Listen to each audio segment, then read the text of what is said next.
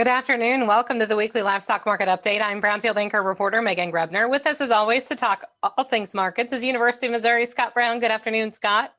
Good afternoon, Megan.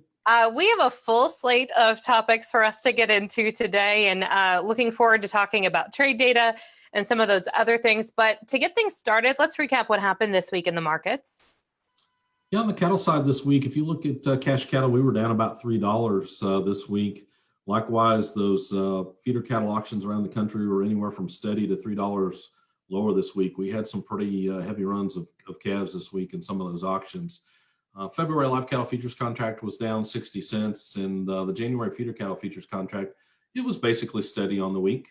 On the beef side, choice box beef price, not a good week for us here, down $20 this week. So multiple weeks here being down, and you look at the components, and we were down hard in all of those components as well this week, Megan. On the hog side, cash hogs down $1 this week. The February lean hog futures contract was also down 85 cents. We were flat on the pork cutout value, and we really had stronger hams offsetting what were some lower belly prices this week. When we look at that box beef price, I know you and I talked about midweek, and they were continuing their slide and decline. How much of that do you think is what's going on the consumer side of things? And as we see these COVID levels spike and restaurants still in some shutdown mode as well? Yeah, that appears to be a lot of what maybe is happening to us, Megan. The longer we've kind of been on this slide, the more it makes sense that we're seeing some slowdown happen in terms of what's going on the restaurant side as these COVID cases increase. I saw I believe today in New York City putting up a halt to all in dining opportunities again. All of that worries me here in the short run of what we do for cattle and beef prices moving ahead. So, however, right, so I want to make sure for a minute to say, choice box beef prices are just about where they were a year ago at this time. So although we've certainly come down the last few weeks, we're right where we were a year ago. So let's hope next week we don't come back and talk about them being $10 or $15 below where we were a year ago at this time. All right, let's talk slaughter. That's kind of our stepping off point each week. As we take a look at cattle and hog numbers, anything major in any major changes this week? I think most important what is in both cattle and hogs this week, it was full steam ahead. USDA estimating 665,000 head of cattle to be slaughtered this week. That's down a couple thousand head from a week ago, but really unchanged.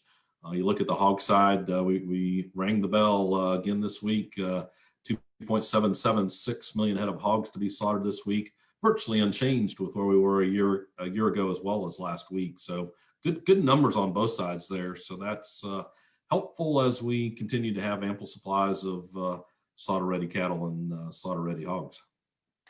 They're holding that 2.7 million as steady as she goes as we wind down the year. And let's not hiccup there, right? It's every week, so as much as we might say what good news it is that we've done this for 2 or 3 weeks in a row now, we need to keep doing it for 2 or 3 weeks in a row. We can't have too much of a hiccup. We're going to get some slowed down holiday weeks here, but I don't think anybody would have ever expected when the worst of COVID-19 was happening that we could do this at the end of 2020. You bring up the holiday, and just quickly, does that hurt us with the holiday being on a Friday this year with slowdowns and maybe that decline in numbers? So maybe a little bit. I also think the runs we're seeing now being as big as they are anticipatory of what'll be slower weeks with us being on a Friday. So I think we're getting ourselves ahead, so we'll be ready to make it through that holiday shortened slaughter week. All right, let's talk monthly trade data. And just before we get into monthly data, I mean, on the weekly side of things, kind of an awful week for export sales when we take a look at this week's export sales report for beef and pork. Yes. And so we need those exports to grow, and we don't need those weeks where we're not seeing some good news. I think there's continued, in my mind, concern about what happens to pork exports to China. as we get into 2021, and the news out of the weekly information certainly doesn't help us there. So let's talk monthly as we take a look at October, a fairly decent month for pork. Yeah, absolutely. You look at October of 2020, 589 million pounds of pork that left the United States, up about 68 million pounds from where we were a year ago, up about a billion pounds year to date for 2020 relative to 2019. That's pretty phenomenal news. Now, let's just understand that U.S. pork exports to China year to date are up 1.148 million pounds. So we're up a billion pounds, all because of China. And in fact, you look at what's been happening in South Korea, Mexico, kind of everyone else, with the exception of Japan, have been down. So we've got a lot of eggs in that China basket on the pork side, but really strong export news, which is all good. If we look at the beef side, we were up in October in total beef exports, up 9.5 million pounds at 258.3 million pounds. That's still 134 million pounds below a year ago, year to date. So we've been lagging on the beef side. We had a better month here in October. However, just like for hogs, China matters here. China exports of beef to China up nearly 18 million pounds in October. So if it wasn't for the increase in China, we would be down in October beef exports in total. So we certainly have a lot hinging on China. Isn't that interesting that we're now, I mean, that's also a large part of the conversation, or at least for October, a fairly large portion of that conversation on the beef side. And that's a good problem to have. It is. I mean, it points to to me, one of the reasons to be more bullish about U.S. cattle industry in 2021. So we do talk about China growth being really positive, and I remind us that it's still pretty small potatoes relative to overall consumption production of beef in China. So it doesn't take much change for us to see a really positive in terms of exports. And just to keep this in mind, we exported 59.4 million pounds of beef to Japan in October. We exported to, and we've combined China, Hong Kong, and Taiwan together because we know there's some movement between those countries. To those three countries, we exported 63.5 million pounds in October. Let's talk retail prices. Recap the November numbers for us, please. Yeah. So when you look at the retail prices we got out, so beef side first, $6.34 was the retail beef price that we saw. That's down a penny from where we were in October, down about 16% from where we were back in June. So we are seeing beef prices that have been moving lower. Don't forget, we were at $7.56 in June. So a far cry from that was $6.34.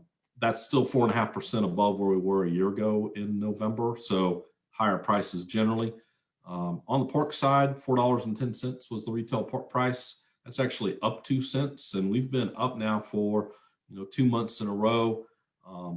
That puts pork retail prices more than 6% above where we were a year ago at this time, down about just 3.5%. So we've seen a much larger decline in beef retail prices than pork retail prices, but also that pork retail price back in June didn't peak nearly as high as the beef one did. Consumer sentiment, I think this is going to be interesting as we watch December. We watch how the rest of 2020, which is the rest of the month, plays out. But getting us into 2021, talk to me a little bit about what we saw, what the numbers from December, and how does that set us up as we head into 2021? Yeah, so really good information out of that December report. Month over month, the overall index of consumer sentiment up 5.9%, some of the strongest growth we've seen in a while. I just want to remind us that's a level of 81.4. All right, so back in December of 2019, we were at a level of 99.3. So we're still 18% below year ago levels, but the monthly change up 6% is good. And it really surprised, I think, many folks relative to what they expected because of the additional COVID cases we've been seeing of late, some would have expected maybe some more drag in that consumer sentiment. And, it's not only sometimes I've talked about the expectations of what's led us up. So yes, expectations were up 6% month over month, but the current economic conditions up 5.5%. Both those things to me are really positive sign, especially in the face of what's been additional COVID-19 cases. Do we get not nervous, but are we expecting less positive numbers as we get into the start of the year, knowing we've seen spikes in cases, we've seen some shutdowns and some reclosures of restaurants, et cetera, as we round out this year? And how does that whole holiday season change as we look at a different type of holiday celebration with maybe smaller gatherings and smaller families together? I certainly think we could lose some of the luster that we get out of this December report once we get beyond the holiday season. I think politics have mattered in this. We've come through some pretty tough times, and maybe consumers generally are seeing more positive signs. But we'll have to wait and see. I do worry that we're not done with the worst of this latest run up in COVID-19. I think a lot of us are probably looking too far ahead at the period when we have a lot of our folks vaccinated and maybe have built up a lot of herd immunity. So we may be a little too optimistic, thinking that we're almost out of COVID-19, when in fact it's going to take us a period of time, according to those dealing with the vaccine dispersal, that it'll take a while for us to get enough folks vaccinated to actually begin to see the real light at the end of the tunnel. Scott, that'll do it for us this week. Next week's report, one biggie on Friday. That's right. We're going to get another cattle on feed here at the end of next week. That will give us a better indication of what's out there in terms of cattle placed on feed, and we'll see where we get. But this will set the stage here for kind of where we end the first half of 2021 in terms of beef supplies. All right, Scott, great to see you. We will see you again next Friday. That sounds great, Megan. To have a weekly livestock market update delivered to your email box every Saturday, visit our website, brownfieldagnews.com. You can subscribe there. You can also submit questions and comments as well. And for all of the great Brownfield podcasts, go to brownfieldagnews.com/podcast. Have a great weekend. I'm Megan Grebner for Brownfield.